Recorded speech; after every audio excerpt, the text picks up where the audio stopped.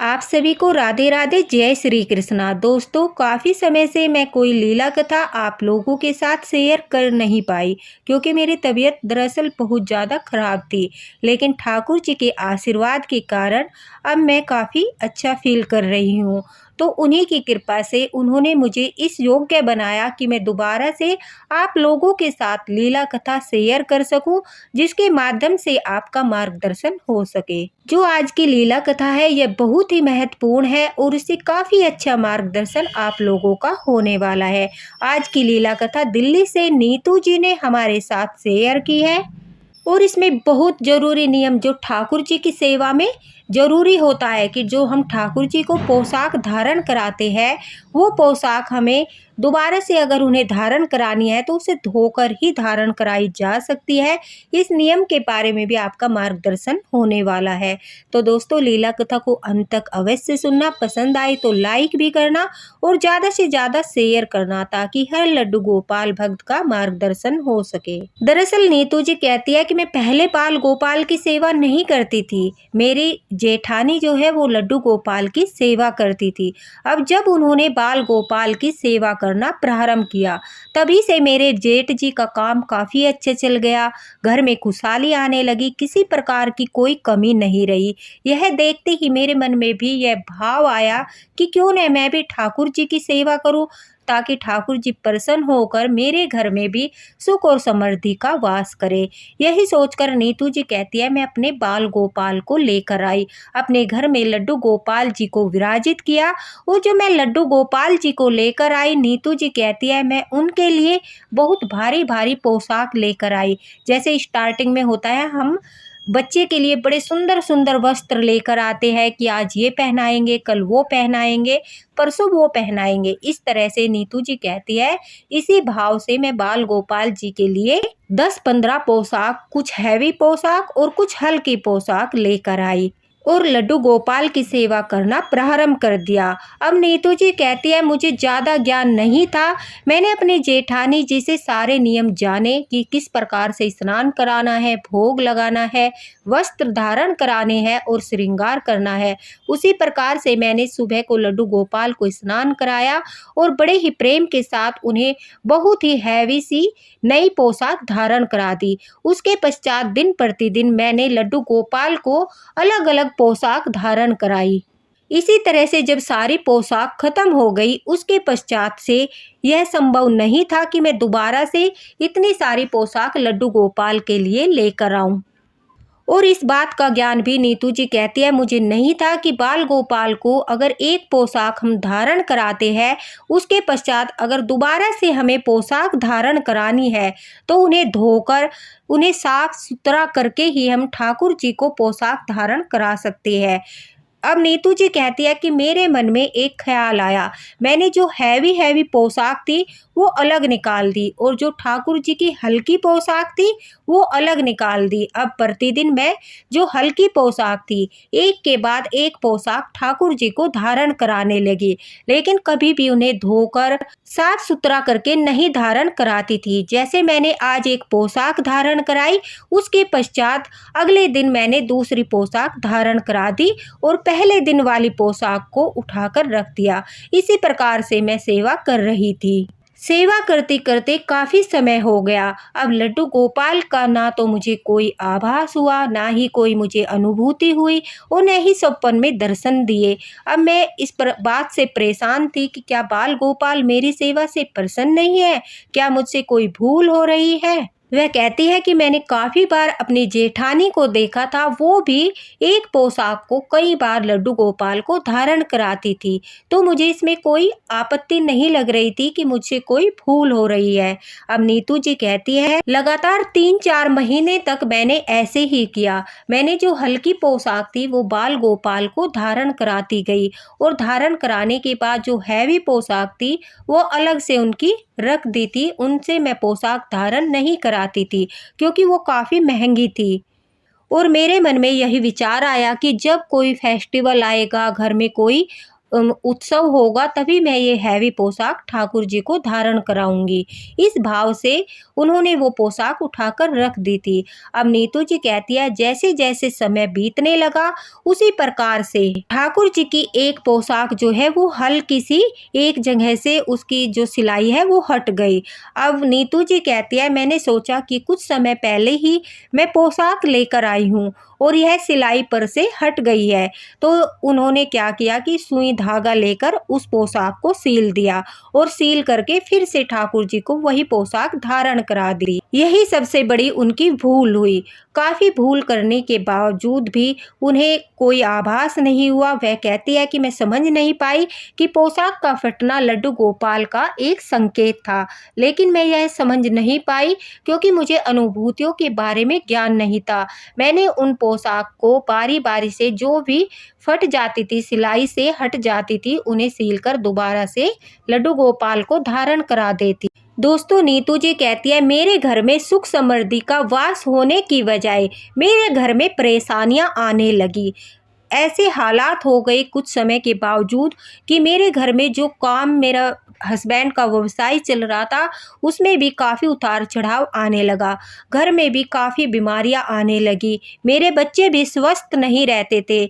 उस तरह से मुझे लग रहा था कि जैसे मैंने लड्डू गोपाल की सेवा लेकर और अधिक जैसा अपना खर्चा बढ़ा दिया है, क्योंकि लड्डू गोपाल की सेवा में काफ़ी थोड़ा बहुत तो खर्च होता ही है, लेकिन मन के भाव होते हैं वो कि अगर आप उन्हें खर्चा मानते हो कि खर्चा होता है तो हाँ वो आपके लिए खर्चा है, लेकिन आपके मन में जो भाव है कि पुत्र भाव है, सखा भाव है, जिस प्रकार के घर के सभी सदस्य रहते हैं उनके ऊपर खर्चा होता है, क्या वो खर्चा नहीं है? अगर आप इस भाव से रखते हैं कि नहीं ठाकुर जी हमारे घर के मालिक है और इनके ऊपर कोई खर्चा नहीं होता, इस भाव से आप रखते हो तो देखिए वो अपनी सेवा के लिए स्वयं ही आपको इतना धन दे देते हैं कि आपको कभी भी यह महसूस नहीं होगा कि लड्डू गोपाल को आपने विराजित किया है तो आपको अलग से उनके लिए कुछ करना पड़ रहा है। नीतू जी कहती है कि मेरे मन में तरह तरह के भाव आ रहे थे, ऊपर से दुख भी हो रहा था कि मुझे लड्डू गोपाल की कोई अनुभूति नहीं हुई।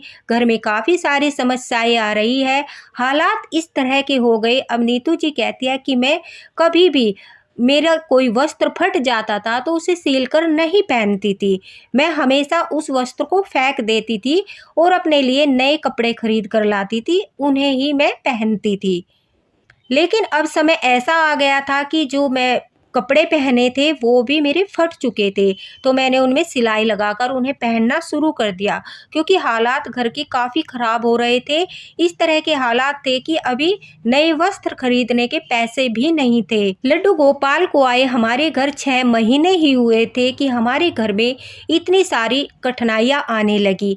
नीतू जी कहती है कि मुझे लग रहा था कि अवश्य ही कोई भूल हो रही है जिसके कारण ठाकुर जी मुझे ये सब दिन दिखा रहे हैं। देखिए, सुख और दुख, उतार और चढ़ाव हमारे जीवन का एक क्रम है। हमारे जीवन में अगर दुख आता है तो सुख भी अवश्य ही आएगा। नीतू जी कहती है कि मेरी तबीयत भी बहुत ज़्यादा खराब हो गई। उस समय मैंने अपने बाल गोपाल की सेवा करना छोड़ दिया और लड्डू गोपाल को जो है अपनी जेठानी जी को सौंप दिया। मैंने कहा जब तक मेरे हालात ठीक न हो जाए और मेरे घर की समस्याएं दूर न हो जाए, मैं चाहती हूँ तब तक तुम मेरे लड्डू गोपाल की सेवा करो। अब जब वो जेठानी जी को लड्डू गोपाल देने गई तो नीतू जी कहती है उन्होंने कहा कि बाल गोपाल की जो भी पोशाक तुम्हारे पास है वो मुझे दे दो, मैं तुम्हारे बाल गोपाल की जो है सेवा अच्छे से करूँगी। अब नीतू जी कहती है कि मैंने अपनी जेठानी को लड्डू गोपाल की जो पोशाक थी वो दी और जो उनकी हैवी पोशाक लेकर आई थी वो भी अपनी जेठानी को दी। अगले दिन मैंने क्या देखा कि जो मेरी जेठानी है वो मेरे बाल गोपाल की सारी पोशाक एक जो है पॉलीथीन में बांधकर आंगन में पेड़ के नीचे दबा रही थी। तो मुझे देखकर बहुत बुरा लगा, मन में ऐसा भाव आया कि यह क्या कर रही है, मतलब कि मेरे लड्डू गोपाल की पोशाक के साथ यह इस प्रकार से क्या कर रही है, इससे क्या हमारे ऊपर कोई विपदा आने वाली है। तो वह कहती है मैंने जाकर तुरंत उन्हें टोका और कहा कि आप ये लड्डू गोपाल की पोशाक को इस तरह से आंगन में क्यों दबा रही हो, ये तो मेरे बाल गोपाल की पोशाक है और मैंने कुछ समय के लिए लड्डू गोपाल को आपको सौंपा है। मैं अपने लड्डू गोपाल जल्द ही वापस वापस लेकर जाऊंगी। तब कहती है कि नीतू जी, उनकी जेठानी ने बड़े ही प्यार के साथ बिना गुस्सा किए उनका मार्गदर्शन किया। तो दोस्तों मैं भी आप लोगों को बता देती हूँ। देखिए, लड्डू गोपाल की जो पोशाक होती है वो अगर फट जाती है तो कभी भी सील कर उन्हें धारण नहीं कराना चाहिए। कहते हैं इससे घर में बहुत अधिक दरिद्रता आती है, गरीबी आती है, कंगाली आती है।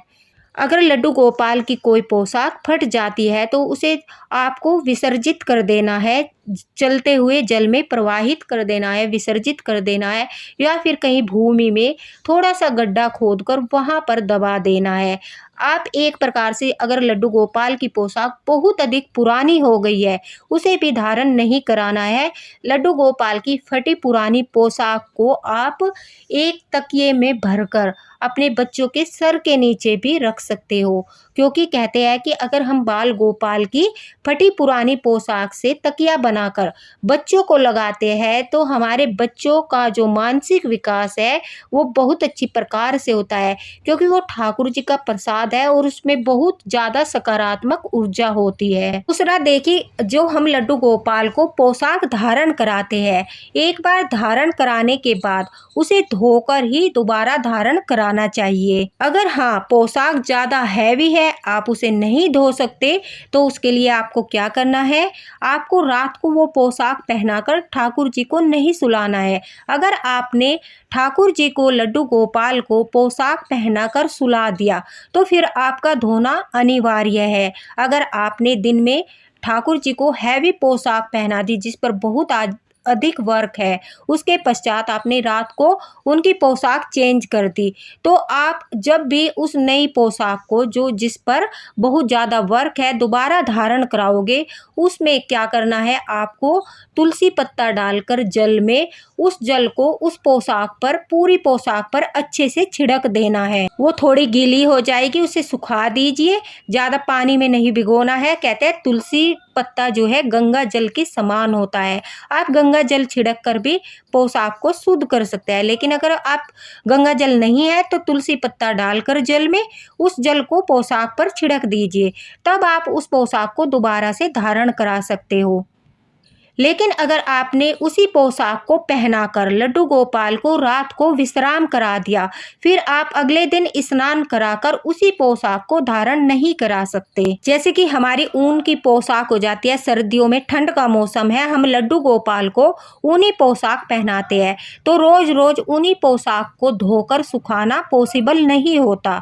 तो उसके लिए आपको क्या करना है, जब भी आप लड्डू गोपाल को ऊन की पोशाक धारण कराओ, आप उसे पहनाने से पहले उस पर भी तुलसी पत्ता डालकर जल छिड़क कर ही उस पोशाक को आप धारण करा सकते हैं।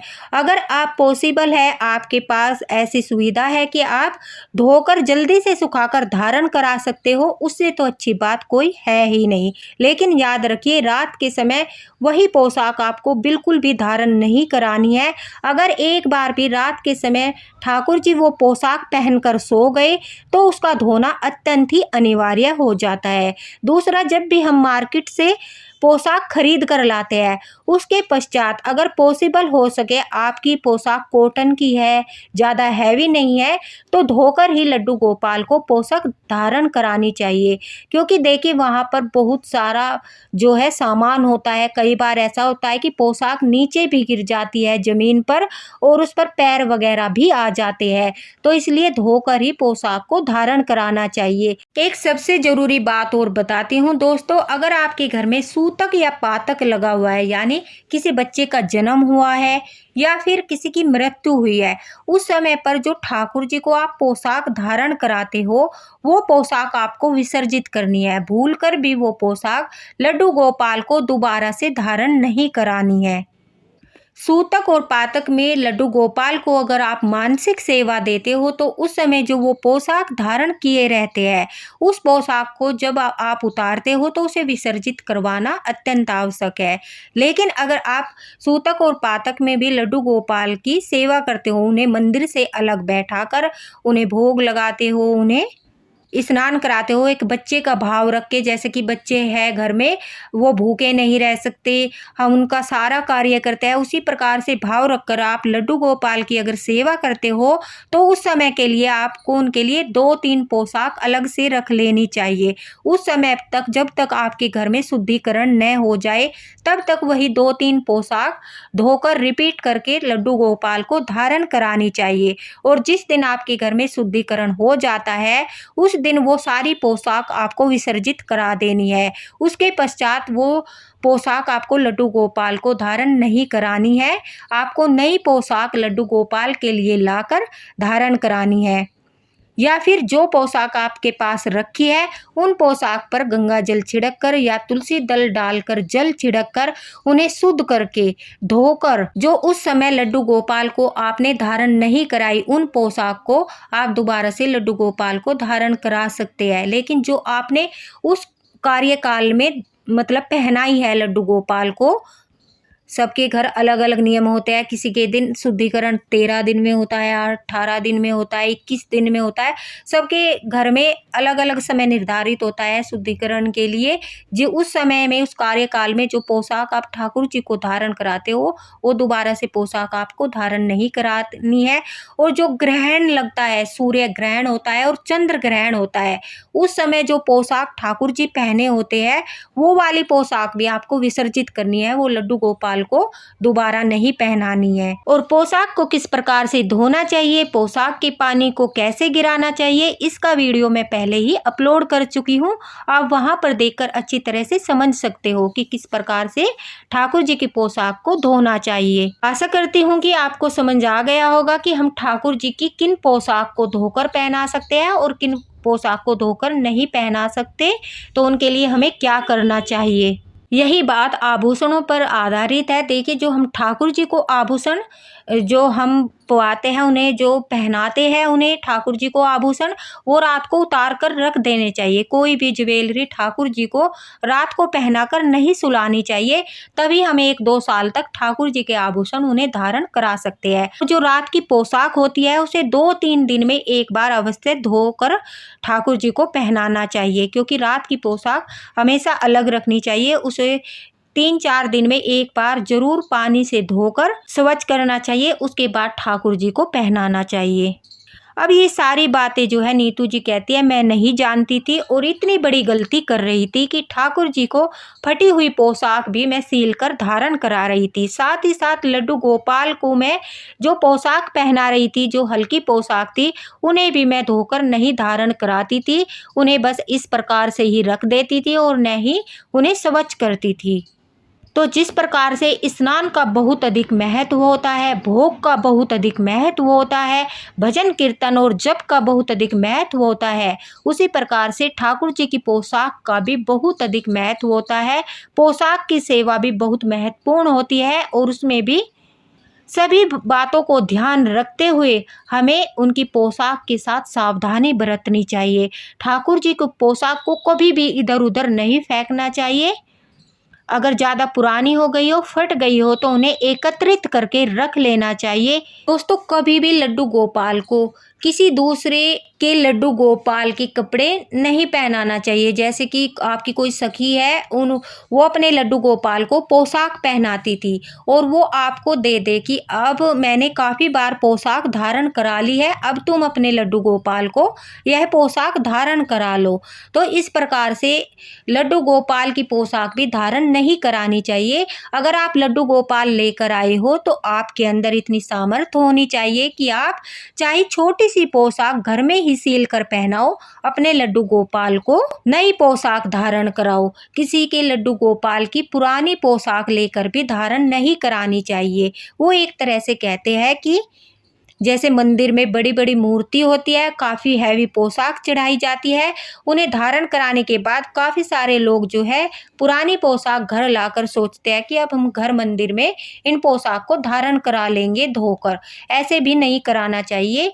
अपने ठाकुर जी को ऐसे उतरन नहीं पहनानी चाहिए, भले ही वो लड्डू गोपाल की ही है, लेकिन वो दूसरे लड्डू गोपाल ने धारण कर ली है और वो अब उन्होंने इस प्रकार से कि हमने काफ़ी बार धारण कर लिया है, इस सोच के साथ उन्होंने उस पोशाक को रख दिया है, उतार दिया है। तो उस पोशाक को आप अपने लड्डू गोपाल को मत पहनाइए। आप अपने लड्डू गोपाल को नई पोशाक पहनाइए। अपनी ही पोशाक को रिपीटेड में धोकर शुद्ध करके पहना सकते हो। दूसरे के लड्डू गोपाल की पोशाक को भी आप विसर्जित कर दीजिए। अगर आपको कोई देता है तो मना मत कीजिए, आप ले आइए प्रेम से, लेकिन विसर्जित कर दीजिए। अपने बाल गोपाल को, अपने घर के ठाकुर को आप स्वयं पोशाक धारण कराइए।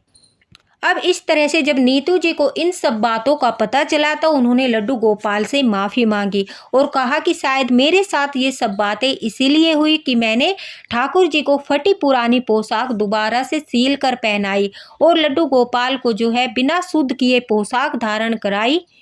तो मेरे घर में माता लक्ष्मी भी अप्रसन्न हो गई। हमें बीमारियों का सामना करना पड़ा, हमें तंगी का सामना करना पड़ा।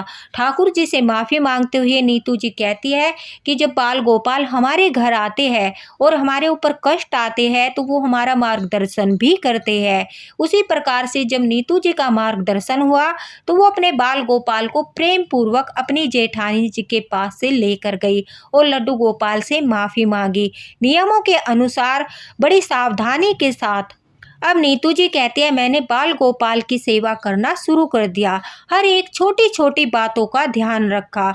लड्डू गोपाल की खाने से लेकर उनकी पोशाक तक, उनके विश्राम तक, हर चीज़ों का, हर नियमों का पालन किया। उसके पश्चात धीरे धीरे घर के हालात सुधरने लगे।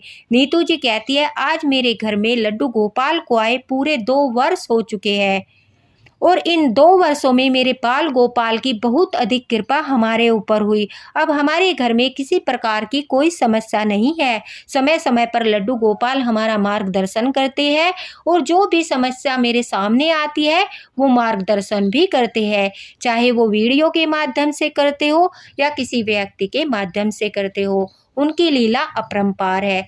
तो दोस्तों बहुत ही अच्छी लीला कथा थी। ठाकुर जी की कृपा से नीतू जी का जिस प्रकार से मार्गदर्शन हुआ, तो मैं आशा करती हूँ इस वीडियो के माध्यम से आप लोगों का भी मार्गदर्शन हुआ होगा। अगर आप भी यही गलती करते हो कि ठाकुर जी को आप बगैर धोए पोशाक धारण कराते हो, तो आगे से इन बातों का ध्यान रखना और ठाकुर जी को धोकर ही पोशाक धारण कराना। साथ ही साथ उन्हें फटी पुरानी पोशाक कभी मत धारण कराना और साथ ही साथ लड्डू गोपाल की जो हैवी पोशाक है उनके बारे में जो भी मैंने आपको बताया उन नियमों का हमेशा ध्यान रखना।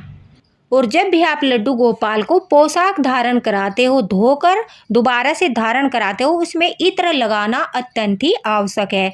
तो दोस्तों वीडियो को ज़्यादा से ज़्यादा शेयर कर देना। अगर आपका कोई भी क्वेश्चन हो तो आप कमेंट बॉक्स में पूछ सकते हो, आपको रिप्लाई अवश्य ही मिलेगा। इसी के साथ राधे राधे, हरे कृष्णा। मिलते हैं अगली लीला कथा के साथ, अगली वीडियो के साथ।